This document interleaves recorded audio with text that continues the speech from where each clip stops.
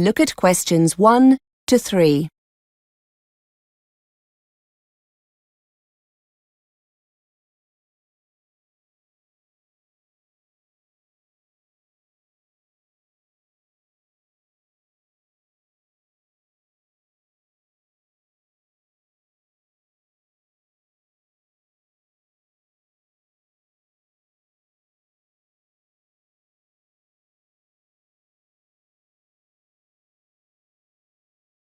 You will see that there is an example that has been done for you. On this occasion only, the conversation relating to this will be played first. Hi Lydia, how was your French class? I enjoyed it. Francoise, the teacher, she's really nice and friendly. What about you? You're in the exam class, aren't you? Yes, it was good. There's a lot of work, but I think I'm going to enjoy it. Anyway, we were going to meet up later, weren't we? To see what the city centre's like. Do you still want to go? Seb says he thinks he is going to enjoy it, so C has been circled. Now we shall begin. You should answer the questions as you listen, but you will not hear the recording a second time.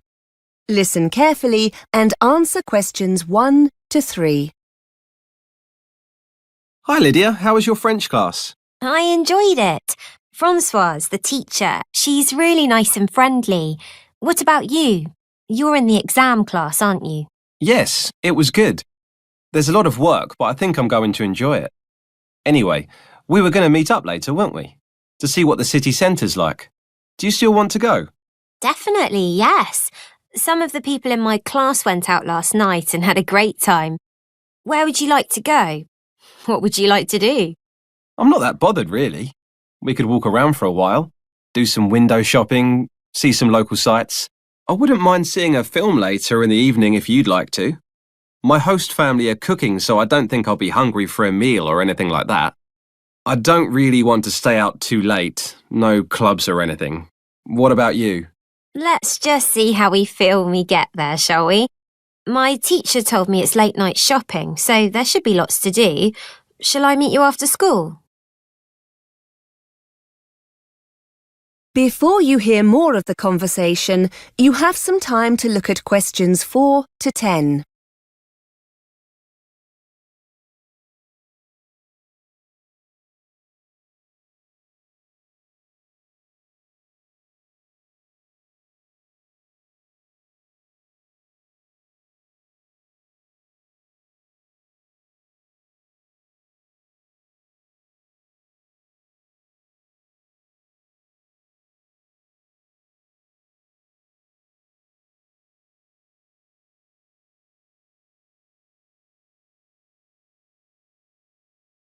Now listen and answer questions 4 to 10.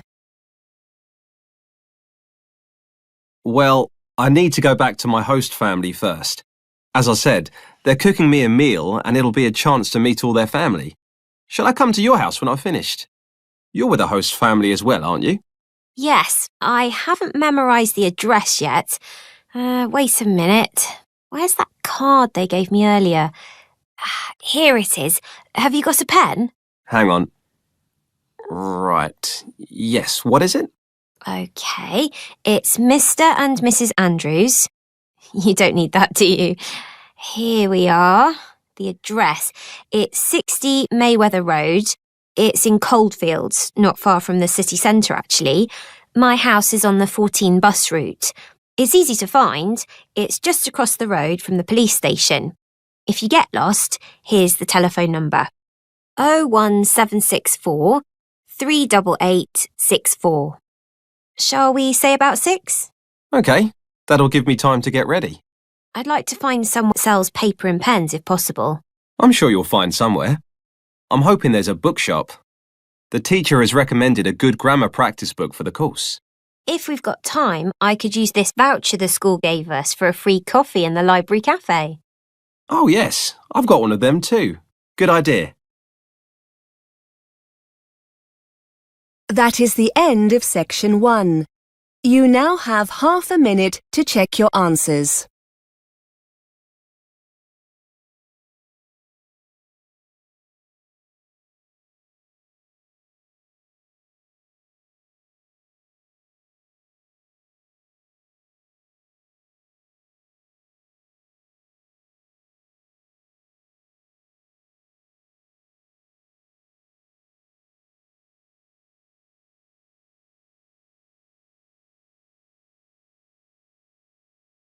Now turn to Section 2. Section 2. You will hear a tutor giving students a tour of a self-access centre. First, you have some time to look at questions 11 to 16.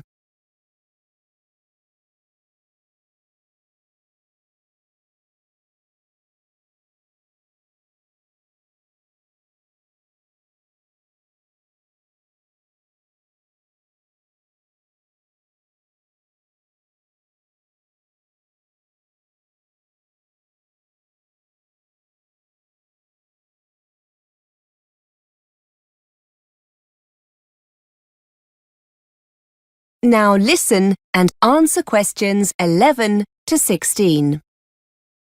OK, so here we are on the first floor. The self-access centre is just along here on the left. This room's very popular with students and can get quite busy. When it's quiet, you can come here as often as you want, but if there's a lot of demand, such as coming up to exam time, we have to limit sessions to make sure everyone gets a chance to use the resources. If you'd like to follow me in. So, here we are. As you can see, it's a lovely bright room with lots of resources to help you with your English studies. Over there against the wall, we have a row of internet-connected computers. As you can imagine, these get taken very quickly with students wanting to check their email, Facebook, that kind of thing. Because of the demand, we ask students to try and stick to about 30 minutes maximum. You'll need to log in with your username and password. You should have created these already during your induction. Please do not share your details with anyone else, and please make sure you read our policy on using the internet. I mentioned the help desk earlier, and that's it over there, just past the computers in the corner. There are usually 2 members of staff available to help you, and these will often be teachers, so if you have any language questions, that's where you can go. Now, over there you can see the reference section. You'll find dictionaries, exam practice tests, vocabulary and grammar books. I should point out that these books are for reference only, and we don't offer a loan service. We are allowed to make photocopies of 1 or 2 pages, so if there's an exercise you need a copy of, ask the staff to help. Now, these computers on the oval table here, they're our high-spec PCs. You'll find programs to help you with your English, but also opportunities to practice other languages, such as Spanish, Chinese, German, several languages in fact. Some of them require a CD-ROM. You can collect them from the help desk. By the way, there's no internet connection on these computers, nor any office software for the time being. If you want to do any word processing, you'll need to use one of the laptops we keep for this purpose. Again, see staff if you need one of these. Before you hear the rest of the tour, you have some time to look at questions 17 to 20.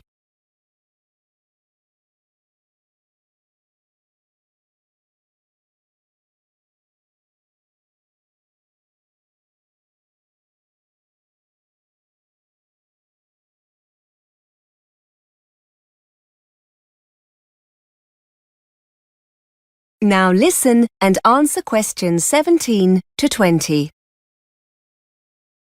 Some of you were asking earlier about extra listening practice, and these small rooms here are dedicated language labs. If you want to use this resource, see a member of staff to buy a set of headphones. And finally here on the left, we have 2 stands with our large collection of readers. These are simplified novels by well-known British authors like Charlotte Bronte, Charles Dickens and Shakespeare. The books are graded, and you'll find lots that will be appropriate to your level. Unlike the reference books, you can take these readers home and keep them for up to 14 days. I think that's everything. The centre is open from 8:30 till 5:30 during the week, so as your classes start at 9, those of you who get here early can use the resource before your lesson. Although it's open all day long, it's booked by a tutor for their class now and again, so you might not be able to gain access if you have any free time during the day. It's best to ask the tutor concerned if it's okay to pop in. Oh, and it's open on Saturday as well, just for a few hours, from 10 till 1. That is the end of Section 2. You now have half a minute to check your answers.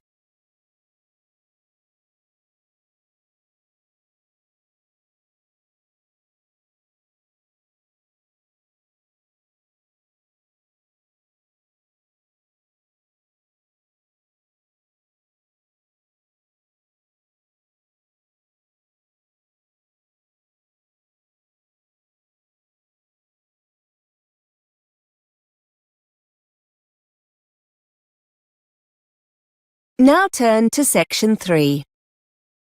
Section 3. You will hear a tutor talking to a student during a tutorial. The tutor is giving the student feedback on an essay. First, you have some time to look at questions 21 to 24.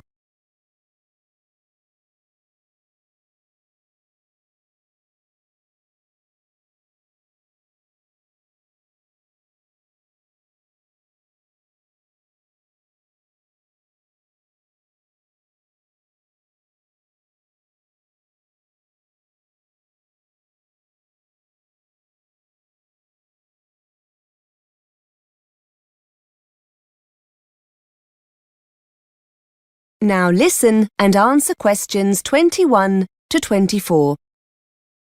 Hello, Jacob. Come in and take a seat. How are you finding the course? Very good. I'm really enjoying myself. Good. Well, I've had a look at the first draft of your assignment, and it shows a great deal of promise. How well do you think you answered the question? I think I dealt with the task okay. I spent hours in the library reading up on the subject, so I feel confident I answered the question. I'm not sure about my Spanish, though. Well, for a first draft, I was very happy with the content. You've included all the important points, and you've given a very balanced argument, so I'm pleased with that. I think one area you need to work on is organisation. Yes, my other tutor said the same thing about another piece of writing. My ideas weren't organised logically, she said. Well, to be fair, I think the order of your ideas here is fine. It's your paragraphing that's the problem.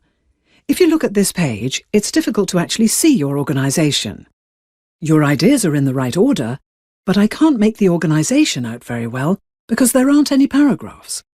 Yes, I see what you mean. Perhaps if I left a line between paragraphs, it would make it clearer. Yes, that's an excellent idea. Have a look at paragraphs in books, magazines, newspapers, that kind of thing. There's no need to read everything, just pay attention to how paragraphs are presented. Before you hear more of the conversation, you have some time to look at questions 25 to 30.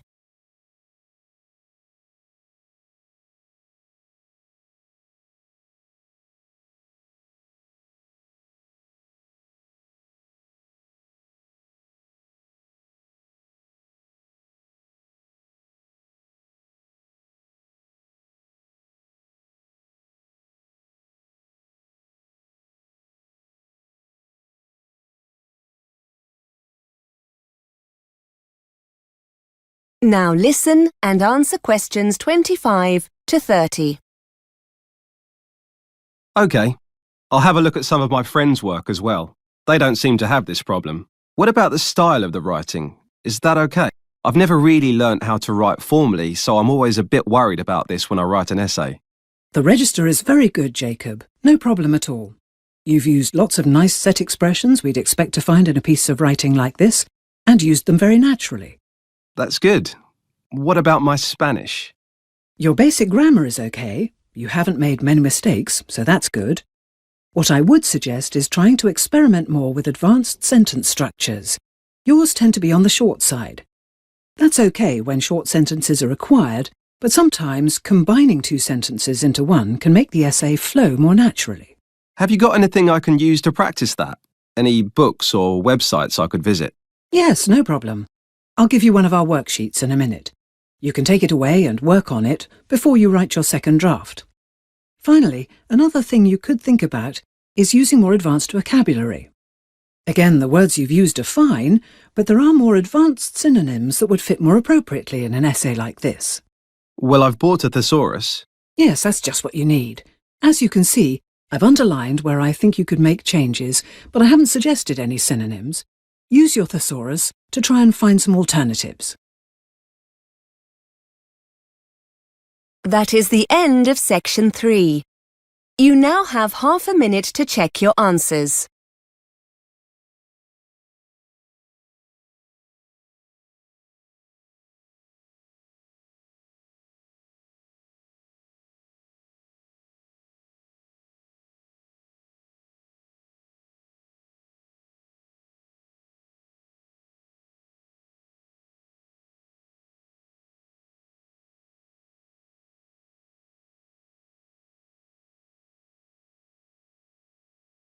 Now turn to section 4. Section 4. You are going to hear a lecturer giving a talk about work placements for psychology students. First, you have some time to look at questions 31 to 34.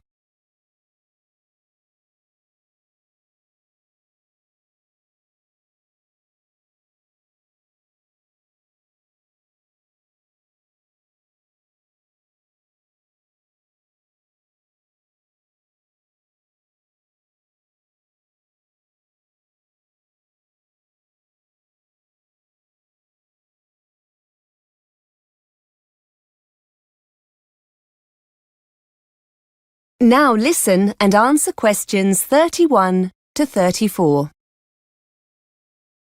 Good morning. I'm here today to talk about the placement that's offered to all psychology students.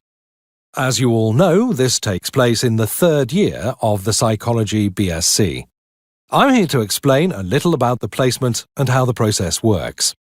A lot of preparation's involved in getting these placements right, so you need to be thinking about this now. Students taking up a placement year benefit immensely from the experience. To find decent employment in the field of psychology, the chances are you'll need to undertake some form of postgraduate training, such as one of our master's courses. These courses invariably demand experience in the field you intend to study, so being able to gain this experience during your undergraduate degree is a great advantage. There's a lot to be gained from joining the scheme. Of course, it will help you identify the areas of psychology you may or may not be interested in. And you'll develop transferable skills such as problem-solving, team-working, communication skills that employers demand and that graduates often lack. Also remember that the placement will offer you networking opportunities to become acquainted with key players in your field. Many of our students who've completed a placement year take up a position with the same employer after graduation or after successfully completing postgraduate training. In fact, many of our students from previous years now hold influential positions in the police, the health service and the private sector as a direct result of their placements. Before you hear more of the lecture, you have some time to look at questions 35 to 40.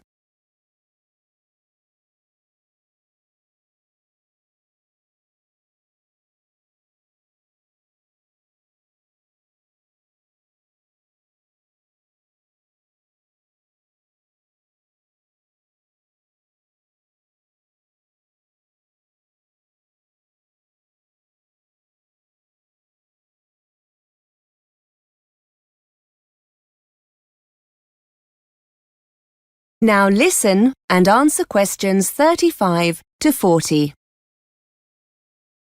The placement you choose will depend very much on your own area of interest. Those of you who have a particular interest in research can opt for a placement in a hospital unit here or abroad, working in areas of forensic and clinical psychology. A post here can be very rewarding and allows you to contribute to qualitative and quantitative research data and learn practical research skills you can use in your coursework. For those who prefer hands-on experience of working with patients, there are a wide range of options available. We have links with several charitable and public sector organizations that support stroke patients and people recovering from serious physical trauma, for example due to motoring or industrial accidents. You'll have the opportunity to help them deal with long-term clinical treatment and pain management. There are several opportunities to work with addiction and rehabilitation units. The kind of experience you'll gain here can be very wide-ranging, for example, offering you the chance to observe group therapy and one-to-one counseling sessions for anxiety and anger management classes. Students are encouraged to give their reaction to sessions during regular team meetings, which can often be of benefit to both the student and the organisation. For those of you interested in the application of psychology in education, we have a number of students who take placements working with children with special educational needs. Students in the past have worked as teaching assistants and contributed to teacher training workshops. There's a lot more information about this on the website, including case studies written by some of our previous students. These will give you a much wider and richer picture of our placements. As I said earlier, you should already be giving this some serious thought. Our placement officer, Greg Smith, will be able to advise you about the organisations we have contacts with and we've worked with in the past. Once you've discussed the opportunities available, we ask you to contact the organisation concerned to investigate potential positions and to arrange an interview. Your personal tutor will be able to help you with updating your CV and interview skills. During the enrolment process, you'll have been notified of the need to obtain a CRB check. In cases where you're working with vulnerable people, it's a legal requirement that you've had a Criminal Records Bureau check carried out. Without this, we won't be able to approve the placement. If you haven't yet arranged this, you must notify the placement officer of this during your first meeting. He'll give you the necessary paperwork to make your application. Once you have the certificate, please supply a photocopy to the placement officer. That is the end of section 4. You now have half a minute to check your answers.